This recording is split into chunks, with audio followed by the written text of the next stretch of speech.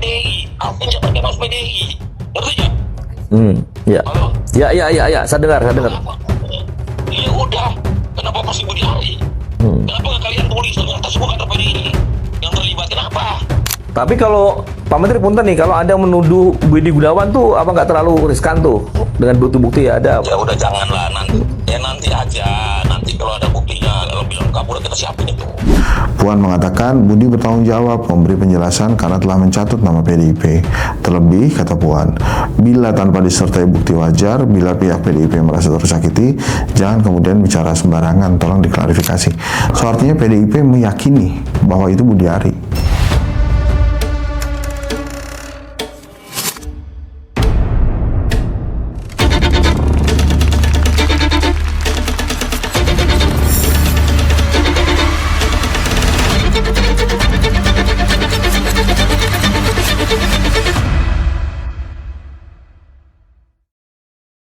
Lagi-lagi masalah komunikasi nih teman-teman. Ya, saya membahas itu. Bismillahirrahmanirrahim. Assalamualaikum warahmatullahi wabarakatuh. Jadi gini, sesuai tadi yang saya katakan, ini masalah komunikasi lagi-lagi menghantui pemerintahan Pak Prabowo. Yang mau saya bahas sekarang adalah tentang Prof. Dadan, kesayangannya Pak Prabowo, yang menjalankan program MBG. Satu lagi, komunikasinya Budi Ari. Prof. Dadan dulu deh. Itu kan jadi polemik ya di masyarakat tentang, ya oke lah dia mencontohkan anaknya yang tingginya di atas 180, berarti lebih tinggi dari saya, karena dikasih minum susu 2 liter per hari.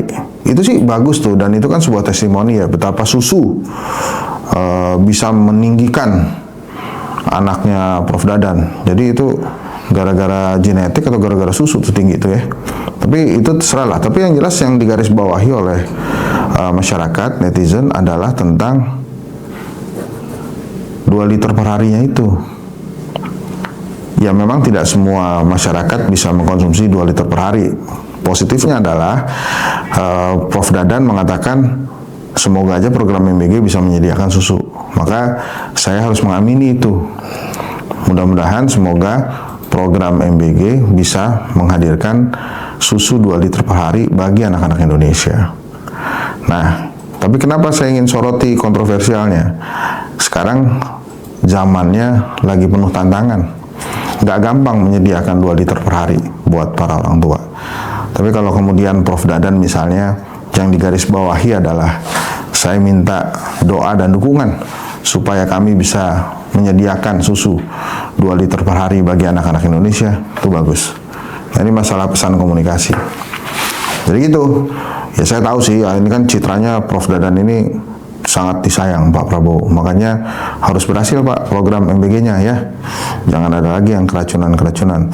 Satu anak keracunan terlalu banyak. Wow, gitu dong hitungannya. Jadi jangan sampai ada yang keracunan lagi. Nah, satu lagi yang mau saya suroti tadi, Menteri Budi Ari ya, Menteri Koperasi nih. Ini padahal programnya Pak Prabowo sebentar lagi akan diluncurkan tuh, Koperasi Merah Putih. Tapi nampaknya jabatan sebelumnya di Menkominfo itu masih membelenggu lah gitu.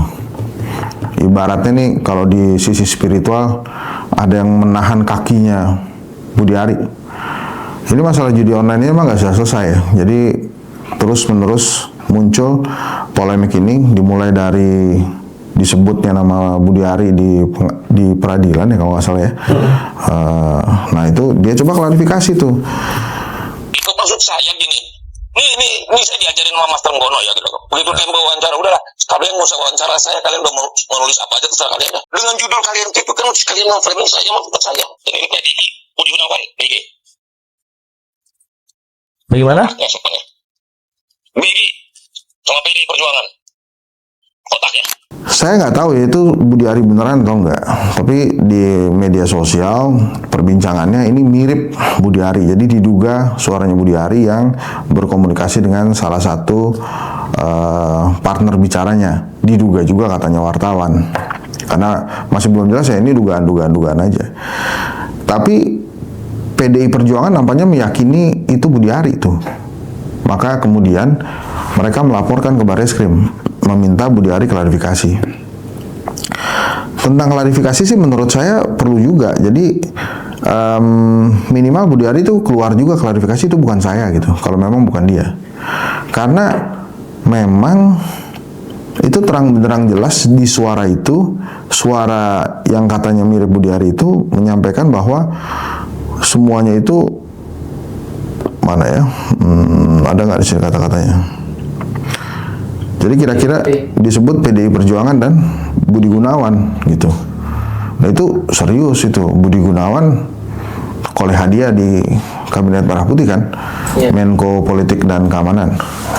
Sementara PDI Perjuangan ini adalah pemenang pileg, hat-trick 3 kali berturut-turut. Jadi kalau kemudian dilaporkan, so artinya PDI Perjuangan meyakini bahwa itu adalah suara Budi Ari. Nah Budi Ari ini mesti klarifikasi dulu menurut saya. Ini saya bacain aja lah. Kader PDIP ngotot tak cabut laporan polisi meski Budi Ari klarifikasi soal partai judi online. Tempo.co. Kader PDI Perjuangan melaporkan Menteri Koperasi Budi Ari Setiadi atas dugaan fitnah ke Badan Reserse Kriminal Polri. Salah satu perwakilan PDIP, Wiradharma Hareva, mengatakan tak akan mencabut laporan meski nantinya Budi Ari menyampaikan klarifikasi dan permohonan maaf. Jadi sampai berita ini dibacakan memang belum ada klarifikasi dan permohonan maaf. Mungkin di satu sisi dia nggak mau masuk untuk mengatakan itu suara dia atau bukan. Jadi dia lebih memilih strategi buying time aja. Mudah-mudahan aja ini berlalu dengan adanya isu kasus-kasus yang lain. Mungkin Budi Ari belajar dari kasusnya pagar laut kali kan. Sekarang juga sudah berlalu, nggak ada yang ngomongin lagi. Minyak kita juga sekarang sudah berlalu gitu ya. Dia ngarepin itu juga gitu. Mungkin ya. Tapi kan ini masih ya itu menurut saya masih dugaan-dugaan aja. Kalau menurut kami, walaupun dia, Budi Ari minta maaf, laporan tetap kami lanjutkan, kata Wiradharma di Gedung Barreskrim Selasa 27 Mei 2025. Adapun Barreskrim menerima laporan tersebut dengan nomor, ini ada nih ya, panjang banget nomornya. Wiradharma menuding Budi Ari telah melakukan fitnah karena menyebut partainya terlibat dalam kasus penjagaan situs judi online di Kominfo. Tudingan ini berawal dari beredarnya rekaman mirip suara Budi Ari yang menyebut PDIP terlibat kasus judi online. Setelah laporan ini diterima Barreskrim, Wiradharma mengatakan bakal berkoordinasi kembali dengan Dewan Pimpinan Pusat PDIP sebelum lapor berkoordinasi dan setelahnya juga gitu. Ini jadi karena yang disebutkan PDIP sama Budi Gunawan, nah ini pihak PDIP nih.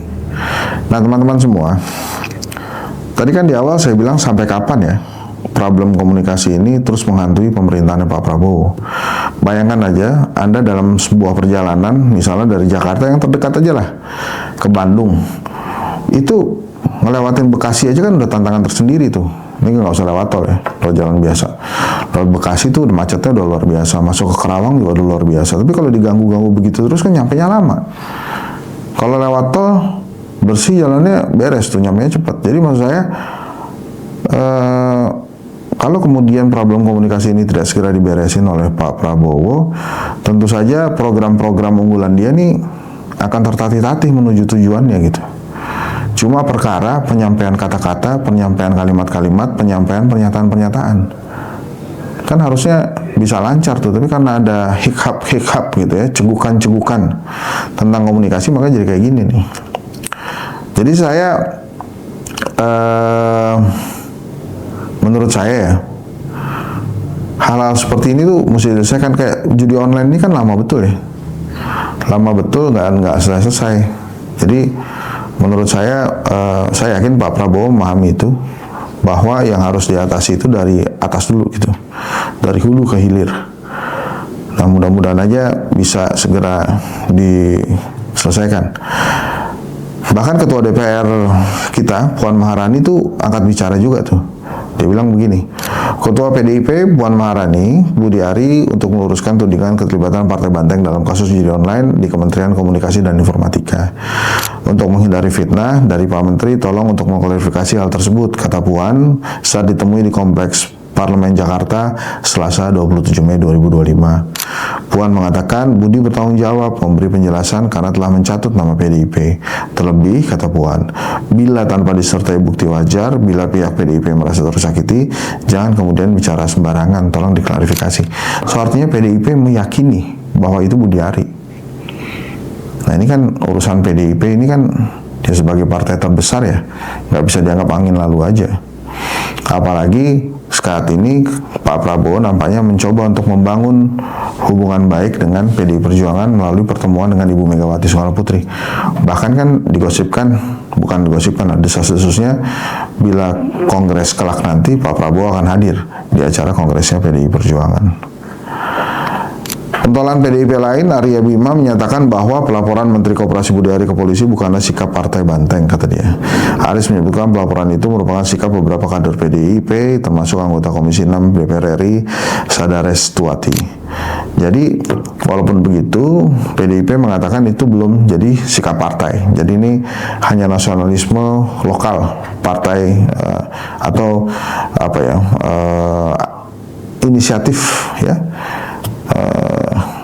Inisiatif para kader banteng ya untuk membela marwah partai politiknya. Tapi apapun itu, menurut saya setiap menteri, pejabat-pejabat Pak Prabowo itu harus memaintain komunikasi. Komunikasi memang menjadi penting, apalagi di era media sosial, semua orang bisa menjadi media. Dan bagi pejabat belajar dari kasusnya Budi Ari, kalau ngobrol sama orang di telepon atau di gawai, atau jangan sembarangan lagi.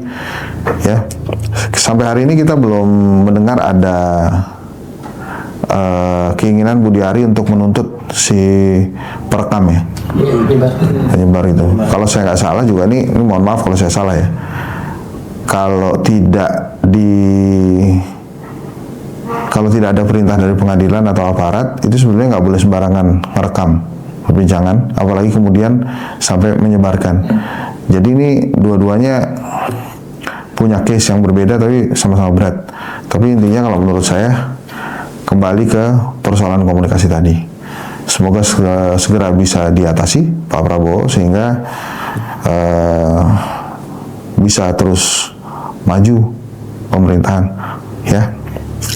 Apakah Pak Dadan dan Budi Ari perlu ketemu? Mau ngapain?